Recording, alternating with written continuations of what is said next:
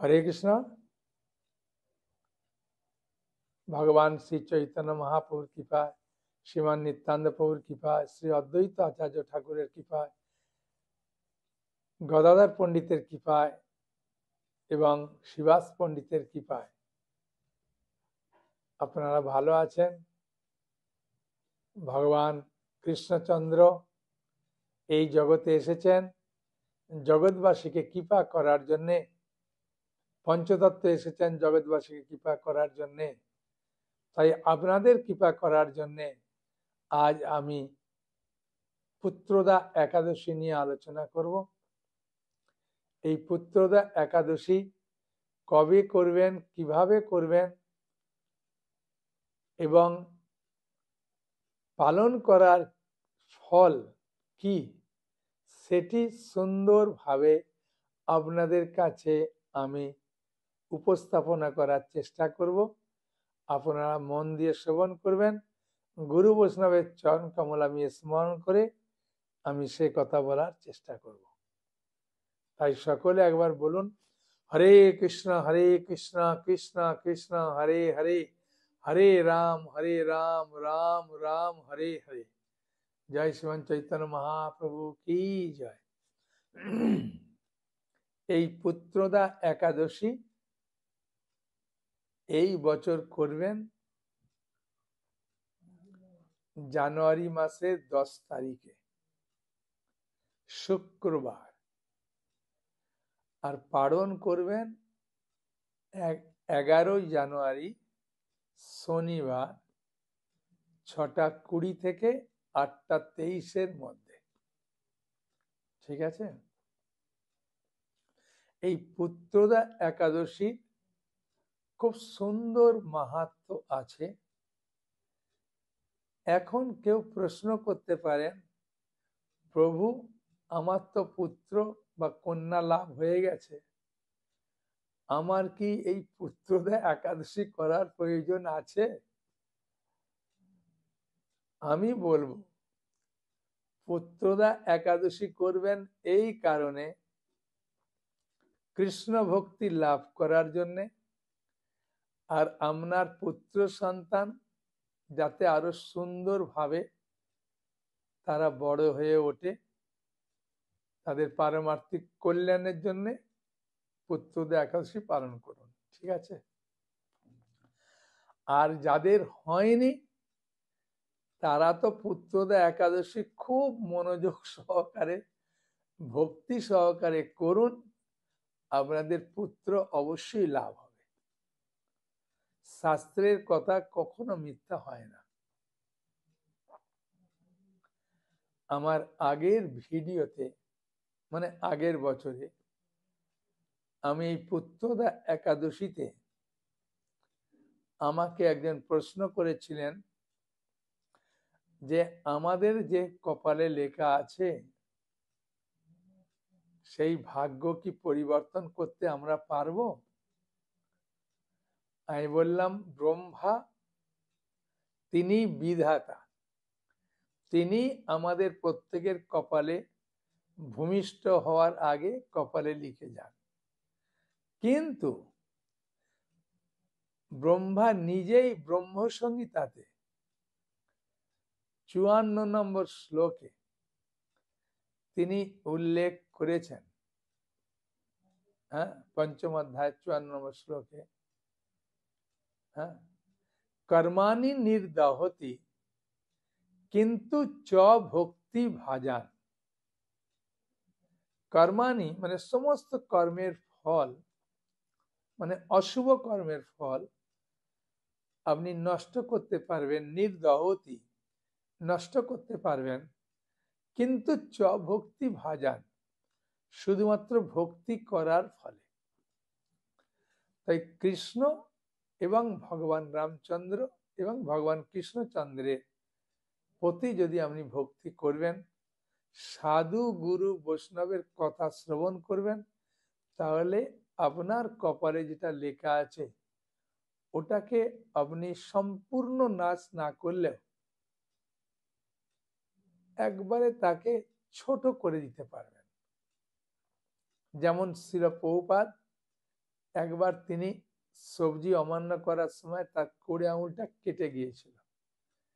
তার শিষ্যরা জিজ্ঞাসা করলেন, প্রভুপাদ আপনি ভগবানের অত্যন্ত প্রিয় ভক্ত, সারা পৃথিবী জুড়ে আপনি ভগবানের নাম প্রচার করছেন, আপনার এই কড়ি আঙুলটা কাটা গেল। প্রভুপাদ বললেন, আজ আমার গলা কাটার কথা ছিল, যেহেতু আমি প্রচার করছি, ভক্তি করছি, সেই জন্যে আমার এই আঙুলটা একটু কেটে ওটাকে নষ্ট করে দিল। তাই ভগবান এর কথা, শাস্ত্রের কথা যদি আপনি বিশ্বাস করবেন, অবশ্যই ভগবান সে আশা পূর্ণ করবেন।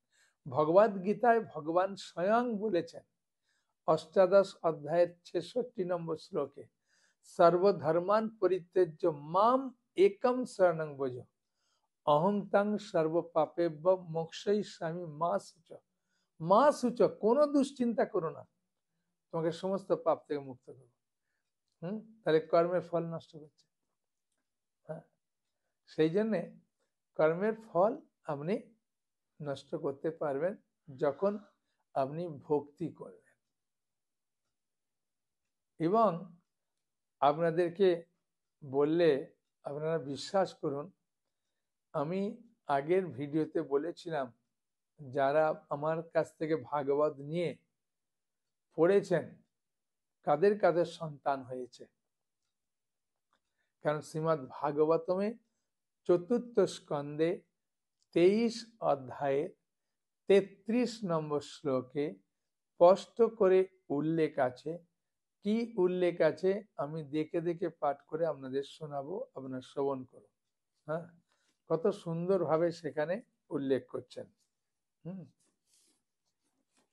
এই হচ্ছেন শ্রীমদ্ ভাগবতম ৪র্থ স্কন্ধের ২য় ভাগের 23 নম্বর অধ্যায়ে, 33 নম্বর শ্লোকে সেখানে কত সুন্দর ভাবে বলছেন, ত্রিকিত্তা ইদমা কর্ণা নর নার্য অথবা আদৃতা অপ্রজাসু প্রজোতমা নির্ধন ধন বত্তমা।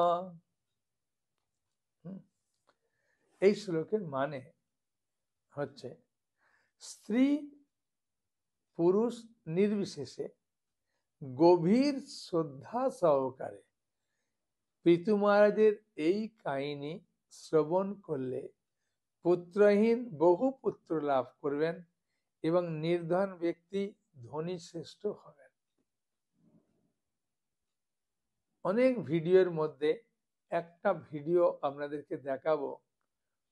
মাতাজির সন্তান একটু বড় হয়ে গেছে, কোলে নিয়ে তিনি একটা ভিডিও পাঠিয়েছেন। হ্যাঁ, সেই ভিডিওটা দেখুন, মাতাজি কত সুন্দরভাবে বলছেন। মনে হবে এই কথা আমি বলে দিচ্ছি না, আমার ভিডিও শুনে আমি বলেছিলাম যাদের যাদের সন্তান হয়েছে তারা কমসে কম একটা ভিডিও পাঠান। তো অনেকে পাঠিয়েছেন। এই মাতাজি একবারে গ্রামের মাতাজি, আর বাচ্চাটা কত চঞ্চল, সেই জন্য আমি দেখলাম এটা খুব ইন্টারেস্টিং, সেই জন্য এই ছবিটাই ভিডিওটাই আপনাদেরকে দেখাচ্ছি। আপনারা দেখুন, কত সুন্দর দেখুন। হরে কৃষ্ণ বাবা, হরে কৃষ্ণ করো, হরে কৃষ্ণ করো বাবা, হরে কৃষ্ণ কৃষ্ণ কৃষ্ণ হরে হরে, হরে রাম রাম রাম হরে হরে। না বাবা, হরে কৃষ্ণ, গোপাল বসেছে, গোপাল। হরে কৃষ্ণ করো। হ্যাঁ, হরে কৃষ্ণ করো, হাত তোলো, দু হাত তোলো। হরে কৃষ্ণ দুই হাত তোলো, বলো বলো বাবা, বলো হরে কৃষ্ণ কৃষ্ণ কৃষ্ণ হরে হরে, হরে রাম রাম রাম হরে হরে। এই যে আমার কোলে আমার এই পুত্র সন্তান, এটা আমি কমলাপতি দাস প্রভুর ইউটিউবে ভিডিও দেখে আমি পুত্রদা একাদশী ব্রত পালন করেছি। একদম সব নিয়ম ঠিকঠাকভাবে পালন করে আমি ওনাদের কাছ থেকে এই ভাগবতম আমি কিনেছিলাম। এতে থাকা আমি পিতু মহারাজের কাহিনী পড়েছি এবং এই পুত্র সন্তান আমি ভগবানের কৃপায় লাভ করতে পেরেছি। তাই আমি চাই সবাই কমলাপতি দাস প্রভুর কথা শুনবেন, ইউটিউবে খুব ভালো লাগবে। সবাই একাদশী ব্রত করুন, দেখবেন জীবনটাই বদলে যাবে, সবকিছু খুব আনন্দময় হয়ে যাবে, খুব ভালো লাগবে। এই যে আমার ঘরে গোপাল, এই গোপালের আমরা সেবা করি, আর এই ভাগবত আপনারা কিনুন, পাঠ করুন, দেখবেন আমার মতো আপনাদেরও মনের ইচ্ছা পূরণ হবে। দেখেছে? তা এই ভাগবতমে শ্রীল প্রভুপাদ তাৎপর্যে বলছেন, কেবল এই পিতু মহারাজের জীবন চরিত্র শ্রবণ করার ফলে প্রচুর ধন সম্পদ ও সুসন্তান সন্ততি লাভ করতে পারবেন। কমসে কম যদি 3 বার কেউ পড়ে, আপনি শ্লোক যদি নাও উচ্চারণ করতে পারেন, শুধু অনুবাদগুলো যদি পড়বেন সকালে উঠে স্নান করে, স্বামী স্ত্রীতে বসে, মাত্র 39টা শ্লোক আছে। যদি আপনি বলবেন আমি একটা করে পড়বো, তাই পড়ুন, 39 দিন লাগবে। হ্যাঁ, তাই না? 1.5 মাসও নয়। আর 3 বার পড়তে কতক্ষণ লাগবে? পড়ুন। জীবনে তো অনেক টাকা খরচা করেছেন সন্তান লাভের জন্য, মাত্র ভাগবতের সেটের দাম এখন অনেক ডিসকাউন্ট দিয়েছে, একটা নিয়ে বাড়িতে রেখে পড়ুন, দেখুন, সত্যি আপনার জীবন সফল হবে। হ্যাঁ, বুঝেছেন? কেন শাস্ত্রের কথা অভ্রান্ত কখনো নষ্ট হয় না। আর একটা হয়, আপনি যদি বলেন যে আমি ভাগবত পড়বো না, সাধু সন্তদের কৃপায় প্রচুর মানুষ এই সন্তান লাভ করেছে, ধন সম্পত্তি লাভ করেছে, তাদের মনোবাসনা মনোকামনা পূর্ণ করেছেন। হ্যাঁ, ভগবদ গীতাতে 18 অধ্যায়ে 5 নম্বর শ্লোকে খুব সুন্দরভাবে উল্লেখ করেছেন ভগবান কৃষ্ণ স্বয়ং, যজ্ঞ দান তপশ্চৈব পাবনানি মনীষিণাম। যজ্ঞ দান তপস্যা মনীষীদের পর্যন্ত পবিত্র করে। তাই নিজেকে পবিত্র করার জন্যে, আর এত সুন্দর সুযোগ জীবনে আর কবে পাবেন আমি জানি না। ভগবদ গীতার 17 অধ্যায়ের 20 নম্বর শ্লোকে উল্লেখ আছে যে উপযুক্ত স্থানে, উপযুক্ত সময়ে, উপযুক্ত পাত্রে যে দান করা হয় তাকে সাত্বিক দান বলা হয়। তাই 12 বছর বাদে মহাকুম্ভ শুরু হচ্ছে প্রয়াগে। সেখানে উপযুক্ত স্থান, উপযুক্ত পাত্র, উপযুক্ত সময় পাচ্ছেন। তাই আপনি যদি মনে করবেন যে আমি প্রয়াগে সাধু সন্তদের দান করব, তাহলে একটা সুন্দর সুযোগ আছে। আমার হোয়াটসঅ্যাপ নম্বরে ফোন করুন। হ্যাঁ, 11ই জানুয়ারি থেকে 12ই ফেব্রুয়ারি পর্যন্ত 1 মাস কুম্ভ মেলা হবে বিভিন্ন সময়ে স্নানে। সেখানে বহু নাগা সন্ন্যাসী থেকে আসবে, তাদেরকে আমরা হাতে গীতা তুলে দেব। এই সুযোগ আপনি গ্রহণ করতে পারেন। এর মাধ্যমে সন্তান লাভ হয়, ধন সম্পত্তি লাভ হয় এবং আপনার ভাগ্যকে পরিবর্তন করতে পারেন। মাত্র অল্প কিছু গীতা দান করে একবার দেখুন, আর একটা ভাগবত পড়ে দেখুন না, কত সময় তো নষ্ট করেছেন, কত টাকা খরচা করেছেন। হ্যাঁ, এরকম সৎ পাত্রে দান করারও সুযোগ পাবেন না, আর ভাগবত পড়ারও সুযোগ পাবেন না। এই সুযোগে পড়ুন, খুব আনন্দ পাবেন। বহু মানুষ আমাকে, প্রভু কি বলবো, আপনাদেরকে বলতে আমার লজ্জা লাগছে, তারা এই পুত্রদের একাদশী করে ভাগবত পড়ে, হ্যাঁ, তার সন্তান হয়েছে, অনেক ভিডিও পাঠিয়েছে। আপনারও যদি আমার ক্লাস শুনে থাকেন, আপনি পাঠাতে পারেন আমাদের কাছে। পরের বারে আমি আবার দেব আপনাদের ভিডিও। বুঝেছেন? এইরকম অনেক কাহিনী আছে। এ তো বললে আমার তো উদ্দেশ্য পুত্রদের একাদশী নিয়ে আলোচনা করব না, সেই জন্য আমি আর আপনাদেরকে বেশি সময় নিচ্ছি না। তা পুত্রদের একাদশী নিয়ে পাঠ করি, আপনারা শ্রবণ করুন। অবশ্যই করবেন 10ই জানুয়ারি। হ্যাঁ, পুত্রদের একাদশী পালন করুন। হ্যাঁ, খুব আনন্দ পাবেন। আর 11ই জানুয়ারি পালন করুন 6টা 20 থেকে সকাল 8টা 23 মিনিটের মধ্যে। ঠিক আছে? জয় পুত্রদের একাদশী কি জয়। মহারাজ যুধিষ্ঠির ভগবান কৃষ্ণকে বললেন যে পৌষ মাসের শুক্লপক্ষের যে একাদশী, তার নাম কি, তার বিধি কি, কোন দেবতার পূজা করা হয়, আপনি আমাকে সবিস্তারে সুন্দরভাবে বলুন। তো ভগবান কৃষ্ণ খুব আনন্দ সহকারে মহারাজ যুধিষ্ঠিরকে বলছেন এই একাদশীর নাম পুত্র একাদশী। সর্ব পাপ বিনাশিনী এবং কামদা এই একাদশীর অধিষ্ঠাত্রী দেবতা হলেন সিদ্ধিদাতা নারায়ণ। কি ভগবান নারায়ণের উপাসনা করতে বলছেন। নারায়ণ আর কৃষ্ণের মধ্যে কোনো ভেদ নেই, ঠিক আছে। ত্রিলোকে এর মতো শ্রেষ্ঠ ব্রত নেই। এই ব্রতকারী নারায়ণ বিদ্বান যশস্বী করে তোলেন। হ্যাঁ, এই ব্রত যারা পালন করেন তাদেরকে নারায়ণ কি করেন? বিদ্বান যশস্বী করে তোলেন। এখন আমার কাছে এই ব্রতের মাহাত্ম্য শ্রবণ করুন। একজন ব্যক্তি আমাকে বলছেন, প্রভু আমার পুত্র লাভ হয়ে গেছে, আমি আর এই একাদশী করব? আমি না না, আপনার পুত্র সন্তানকে ভালো করার জন্য, কৃষ্ণ ভক্তি লাভ করার জন্য এই ব্রত অবশ্যই পালন করবেন। হ্যাঁ, এই ব্রত সুন্দরভাবে পালন করুন। ভদ্রাবতী পুরীতে সুকেতুন মান নামে এক রাজা ছিলেন। তার রানীর নাম ছিল শৈবা। রাজ দম্পতি বেশ সুখেই দিন যাপন করছিলেন। বংশ রক্ষার জন্য বহুদিন ধরে ধর্মে কর্মে অনুষ্ঠান করেও পুত্র লাভ হলো না। তখন রাজা দুশ্চিন্তায় কাতর হয়ে পড়লেন।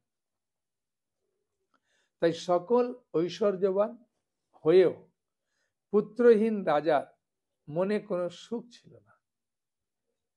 তিনি ভাবতেন পুত্রহীনের জন্ম বৃথা ও গৃহশূন্য। পিতৃদেব মনুষ্যলোকের কাছে যে ঋণ শাস্ত্রে উল্লেখ আছে তা পুত্র বিনা পরিশোধ হয় না। হ্যাঁ, স্বাভাবিক অনেক ঋণ আছে, পুত্রই এগুলো পরিশোধ করতে পারে। পুত্র বাঞ্জনের এই জগতে যশ লাভ এবং উত্তম গতি লাভ হয়। তাদের আয়ু, আরোগ্য, সম্পত্তি প্রভৃতি বিদ্যমান থাকে। নানা দুশ্চিন্তাগ্রস্ত রাজা আত্মহত্যা করবেন বলে স্থির করলেন। রাজা কোনো উপায় না পেয়ে তিনি চিন্তা করছেন আমার আত্মহত্যা করাই শ্রেয়। কিন্তু পরে বিচার করলেন, এইটা খুব বুদ্ধিমানের কথা। আমরা যদি কোনো খারাপ কাজ করার চেষ্টা করি না, আমাদেরকে বিচার করা দরকার, যেটা ঠিক হবে না ভুল হবে। শাস্ত্র যুক্তি দিয়ে চিন্তা করা দরকার। আত্মহত্যা মহাপাপ। এর ফলে কেবল দেহের বিনাশ মাত্র হবে, কিন্তু আমার পুত্রহীনতা দূর হবে না। দেখলেন রাজা না খুব বুদ্ধিমান, তিনি চিন্তা করেছিলেন। আমাদের চিন্তা করা দরকার। হ্যাঁ, বুঝেছেন, যে ভাগবত নিলে আমার মঙ্গল হবে না ক্ষতি হবে, আমি কুম্ভ মেলায় দান করলে আমার লাভ হবে না ক্ষতি হবে। বিচার করুন।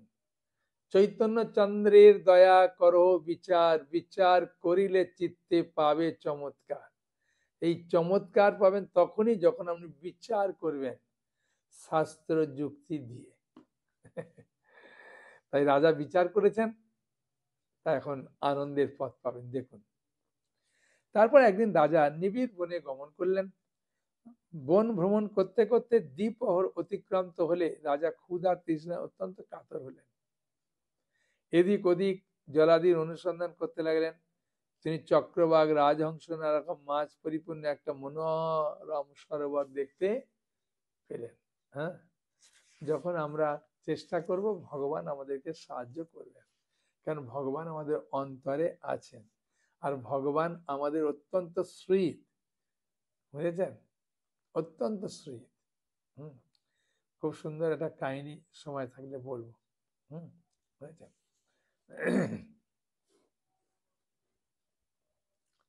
সরোবরের কাছে মুনিদের একটা আশ্রম ছিল। তিনি সেখানে উপস্থিত হলেন। সরোবর তীরে মুনিগণ বেদপাঠ করছিলেন। মুনিবৃন্দের শ্রী চরণে দণ্ডবাদ প্রণাম করলেন। মুনিগণ রাজাকে বললেন, হে মহারাজ, আমরা আপনার প্রতি প্রসন্ন হয়েছি। আপনি কি প্রার্থনা বলুন। রাজা বললেন, আপনারা কে এবং কি জন্যই এখানে সমবেত হয়েছেন? মুনিগণ বললেন, হে মহারাজ, আমরা বিশ্বদেব নামে পরিচিত, প্রসিদ্ধ, এই সরোবরে স্নান করতে এসেছি। আজ থেকে 5 দিন পরেই মাঘ মাস আরম্ভ হবে। আজ পুত্রদা একাদশী তিথি, পুত্র দান করে বলেই এই একাদশীর নাম পুত্রদা। হ্যাঁ, রাজা খুব খুশি হয়ে গেলেন। তাদের কথা শুনে রাজা বললেন, হে মুনিবৃন্দ, আমি অপুত্র, তাই পুত্র কামনায় অধীর হয়ে পড়েছি। এখন আপনাদের দেখে আমার হৃদয়ে আশার সঞ্চার হয়েছে। হ্যাঁ, আশার সঞ্চার হয়েছে। এই দুর্ভাগা পুত্রহীনের প্রতি অনুগ্রহ করে একটি পুত্র প্রদান করুন। মুনিগণ বললেন, মহারাজ, আজ সেই পুত্রদের একাদশী তিথি, তাই এখনই আপনি এই ব্রত পালন করুন। ভগবান শ্রী কেশবের অনুগ্রহে অবশ্যই আপনার পুত্র লাভ হবে। আপন ইচ্ছায় জীব কোটি বাঞ্ছা করে, কৃষ্ণের ইচ্ছা বিনা ফল নাই ধরে। হ্যাঁ, কৃষ্ণের ইচ্ছা চাই। তাই সাধুগুরু বৈষ্ণব যেটা বলছেন ওটা করলেই কৃষ্ণের ইচ্ছা পূরণ হয়। মুনিদের কথা শোনার পর যথাবিধানে রাজা কেবল ফল মূলাদি আহার করে সেই ব্রত অনুষ্ঠান করলেন। দ্বাদশী দিনে উপযুক্ত সময়ে শস্যাদি সহযোগে পালন করলেন। মুনিদের প্রণাম নিবেদন করে নিজ গৃহে ফিরে গেলেন। ব্রত প্রভাবে রাজার যথাসময়ে একটা তেজস্বী পুত্র লাভ হলো। হে মহারাজ, এই ব্রত সকলেরই পালন করা কর্তব্য। যে হে মহারাজ, এই ব্রত সকলেরই পালন করা কর্তব্য। মানব কল্যাণ কামনায় আপনার কাছে আমি এই ব্রত কথা বর্ণনা করলাম। নিষ্ঠা সহকারে যারা এই পুত্রদের একাদশী ব্রত পালন করেন তারা পুত নামক নরক থেকে পরিত্রাণ লাভ করে। আর এই ব্রত কথা শ্রবণ কীর্তনে অগ্নিষ্টম যজ্ঞের ফল লাভ হয়। ব্রহ্মাণ্ড পুরাণে এর মাহাত্ম্য বর্ণনা করা হয়েছে। তাই শাস্ত্রের কথা আমাদের বিশ্বাস করা দরকার। ওই যে কাহিনীটা বড় বলছিলাম, হ্যাঁ, তাই এই কাহিনীটা শুনুন। বিশেষ করে যারা ভক্তিপথে এসেছেন বা আসবেন বলে মনে করছেন, তারা, আমার একটা ভক্তি সেট বেরিয়েছে, বুঝলেন, তাতে অনেকগুলো বই আছে। হ্যাঁ, প্রায় 12টা বই আছে এবং একটা বড় মোটা গীতা আছে বাংলায়। ওর দাম 770 টাকা, কিন্তু এখন নিচ্ছি মাত্র 500 টাকা। আবার কোরিয়ার চার্জটাও ফ্রি। ওই সেটটা নিতে পারেন, খুব মঙ্গলকর। আর খুব সুন্দর সুন্দর বই আছে ভক্তিপথে এগোবার।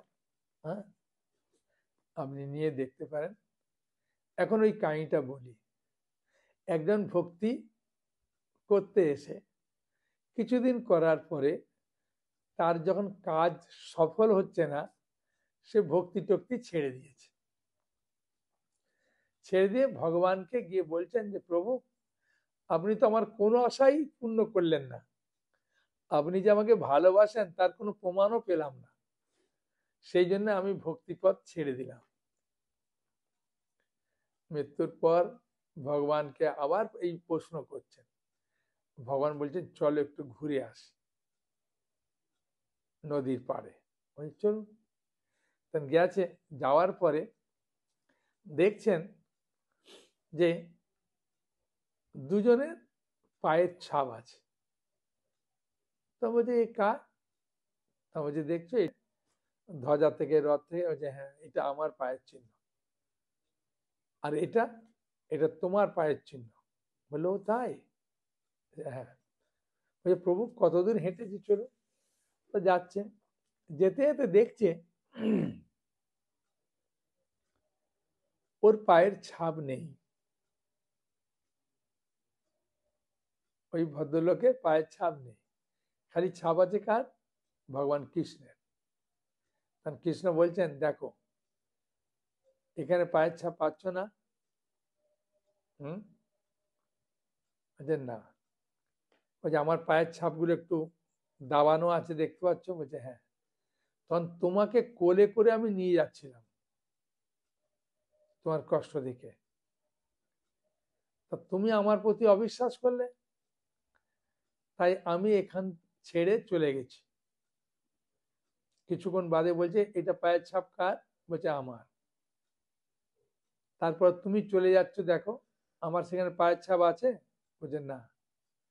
তুমি আমাকে ছেড়ে চলে গেলে, কারণ তুমি একা যাচ্ছ, আমি আর গেলাম না, তুমি আমার প্রতি বিশ্বাস রাখলে না, সেই জন্য বলছে শাস্ত্রের কথা, বিশ্বাসে মেলায় বস্তু তর্কে বহুদূর। তখন ওই ব্যক্তি চিন্তা করছেন, সত্যি ভগবান এত ভালোবাসেন, ভগবান আমাদেরকে সবসময় এরকম আদর যত্ন করেন, কিন্তু আমরা বুঝতে পারি না আমাদের কি করা কর্তব্য, কি করা কর্তব্য নয়। সেই জন্যে সাধু সঙ্গের প্রয়োজন। হ্যাঁ, সাধু সঙ্গের ফলে একমাত্র এই সকল সমস্যার সমাধান হয়। সাধু সঙ্গ সর্বশাস্ত্রে কয়, লবমাত্র সাধু সঙ্গে সর্বসিদ্ধি হয়। এই ভাগবত পড়ে বহু মানুষের সন্তান হয়েছে। আর এখন তো কুম্ভ মেলার দানের একটা সুযোগ আছে, যদি গ্রহণ করবেন তাহলে খুব আনন্দ পাবেন। আর 500 টাকার সেটটা নিতে পারেন, কাউকে দিতে পারেন, এইভাবে করলে খুব ভালো। এখন আমি 2-1টা প্রশ্ন নিয়ে ক্লাস শেষ করব, ঠিক আছে? কারো কোনো প্রশ্ন আছে? বলুন। কি প্রশ্ন? মাতাজি প্রশ্ন করছেন যে সন্তান লাভের আগে যে গর্ভদান সংস্কার, এটা কি? গর্ভদান সংস্কার হচ্ছে যে আপনি যখন ইচ্ছা করবেন যে আমি একটা সন্তান ইচ্ছা করেছি মানে গ্রহণ করব, তখন স্বামী স্ত্রীতে ভগবানের কাছে খুব সুন্দর করে প্রার্থনা করতে হয়, হরিনাম করতে হয়, ভগবানের কাছে পূজা দিতে হয়। আপনার যেমন সামর্থ্য, একটা ফুলের মালা দিয়ে, ধূপ দিয়ে, প্রদীপ দিয়ে পূজা করলেন, নিরামিষ রান্না করে ভোগ লাগালেন, হ্যাঁ, ভগবানকে। হ্যাঁ, আমাদের নামট্য বইতে সব আছে। হ্যাঁ, বা আমার ওই যে সেট আছে, ওই সেটের বইতেও আছে। হ্যাঁ, কৃষ্ণ ভক্তি অনুষ্ঠানের পন্থা যে বইটা, ওই বইটাতে আছে।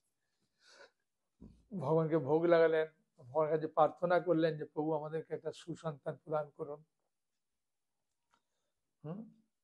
তারপরে স্বামী স্ত্রীতে, হ্যাঁ, সন্তান লাভের আশায় ভগবানের কাছে প্রার্থনা করে তারপরে আপনারা সন্তান লাভের ইচ্ছা করুন, ভগবান সেটা পূর্ণ করবেন।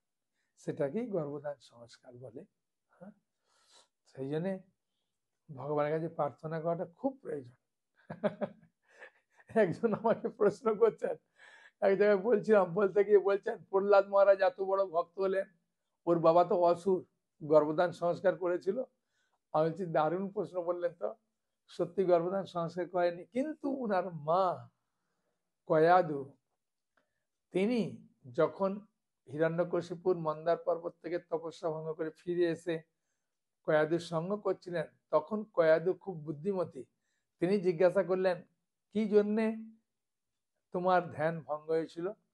তখন হিরণ্যকশিপুর বলছিলেন, নারায়ণ নারায়ণ নারায়ণ, আমার শত্রুর এই নাম শ্রবণ করে আমার ধ্যান ভঙ্গ হয়েছে।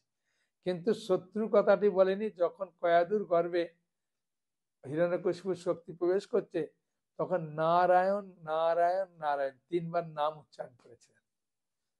হ্যাঁ, সেই জন্য নারায়ণের ভক্ত হয়ে গেল। হ্যাঁ, এটাই গর্ভদান সংস্কার। বুঝেছেন? হ্যাঁ, হ্যাঁ, বলুন আর কি প্রশ্ন আছে? মাতাজি বলছেন আমাকে? হ্যাঁ, জোরে বলুন। হ্যাঁ, তা ওনার প্রশ্ন হচ্ছে যে আমি ভাগবত নিয়েছি, সন্তান হয়েছে, কিন্তু সন্তানকে দেখাশোনা করার ফলে আমি ভাগবত পড়ার সময় পাচ্ছি না।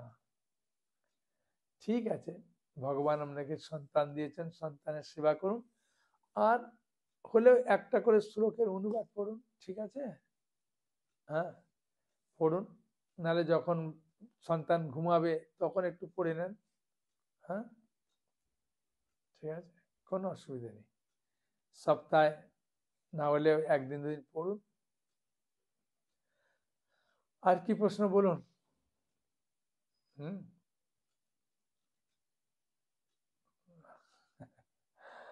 আজকে দেখছি সব মাতাজিদেরই প্রশ্ন। হ্যাঁ, বাহ, পুত্রতা লাভ করার জন্যে বলুন। হ্যাঁ, ওনার প্রশ্ন হচ্ছে আর কিছু করণীয় আছে না? সকালে ঘুম থেকে উঠে স্নান করবেন, স্নান করে স্বামী স্ত্রীতে দুজনেই পড়ার চেষ্টা করবেন। অনেক সময় স্বামী পড়তে চায় না, তাকে বলবেন শ্লোকটা অনুবাদ পড়ে যাও। হ্যাঁ, একটুখানি পড়ো। পড়ার পরে অঙ্কুরিত যে ছোলা আছে না, ওই ছোলা অল্প খাবেন, এক মুঠো বাইরে ভালো করে চিবিয়ে খাবেন। তারপরে আধা ঘন্টা বাদে আপনি পেট ভরে যা খান খেয়ে দিয়ে কাজে যান, অসুবিধা নেই। হ্যাঁ, খান ভালো। হ্যাঁ, আর ভগবানকে একটা ধূপ বা প্রদীপ দিয়ে প্রার্থনা করে বই পড়বেন এবং ভগবানের কাছে প্রার্থনা করবেন যে ভগবান আমার যেন সুসন্তান লাভ হয়। বুঝেছেন? নাহলে এই জগতের মানুষ আপনার অনেক ধরনের সন্তান পায়। বিশেষ করে শাস্ত্রে 5 ধরনের সন্তানের কথা বলা আছে, বুঝেছেন? যে ঋণজাত সন্তান, আগের জন্মে কোথাও ঋণ করেছিলেন, সেই ঋণ পরিশোধ করতে পারেননি। হ্যাঁ, যখনই ওর টাকা চাইতো তখন আপনি খুব রেগে যেতেন, আর ও কিছু করতে পারতো না। ও পুত্র রূপে এসে আপনার ঋণ পরিশোধ করবে। বুঝেছেন? ঋণ করে করে আপনাকে 12টা বাজিয়ে দেবে। এই ঋণজাত সন্তান। হ্যাঁ, বুঝেছেন? আর একটা আছে আপনার শত্রুজাত সন্তান। কারো প্রতি আপনি শত্রুতা করেছেন, দেখলি একদম দাঁত ফাঁত খিচিয়ে তাকে মারবো মারবো করতেন। হ্যাঁ, সেও আপনাকে মারো মারো করতো। এখন ও মারা গেছে, মারা হয়ে ও সন্তান রূপে এসে আপনার প্রতি শত্রুতা প্রতিশোধ নেবে। হ্যাঁ, আমরা এমনিতে না দেখলে টিভিতে দেখি না, বাবা ছেলেকে খুন করেছে, হ্যাঁ এই ছেলে বাবাকে খুন করেছে, পাওয়া যায় না, সত্যি কথা।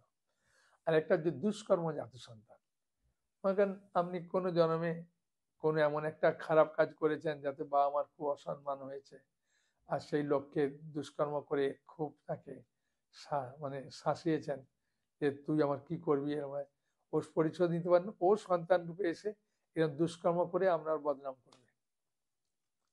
3টে হলো। 4টে হচ্ছে সুসন্তান। এই সন্তানের কথাই এই ভাগবতে বলছেন। এই সুসন্তান লাভ করার ফলে ও আপনার সবকিছু জিনিস সুন্দর, আর দেখবেন মারা যাওয়ার পরে শ্রাদ্ধ শান্তি করবে, সবকিছু করবে। এ সুসন্তান। আর একটা হচ্ছে উদাসীন সন্তান। হ্যাঁ, এই উদাসীন সন্তান অনেকে চায় না যে আমার ছেলে জন্মগ্রহণ করে বড় হবে, হ্যাঁ পড়াশোনা করবে, তারপরে ইস্কনে গিয়ে যোগদান করবে, সাধু সন্ন্যাসী হয়ে যাবে। হচ্ছে উদাসীন সন্তান। তাই আপনাদের কাছে আমি আনন্দে করজোড়ে প্রার্থনা করব, সকলে ভক্তি করুন, আনন্দ করুন, আর পুত্রদের একাদশী পালন করুন। আর যদি আপনার কাছে ভাগবত না থাকে ভাগবত গ্রহণ করুন, কুম্ভ মেলাতে দান করুন, আর ভক্তির যে সেটটা বার করেছি 500 টাকা, হ্যাঁ অনেকগুলো বই, সেগুলো গ্রহণ করুন, অপরজনকে দান করুন, খুব আনন্দ পাবেন। ঠিক আছে? হরে কৃষ্ণ কৃষ্ণ কৃষ্ণ হরে হরে, হরে রাম রাম রাম হরে হরে। হরি বল। সকলে ভালো থাকুন। হরে কৃষ্ণ।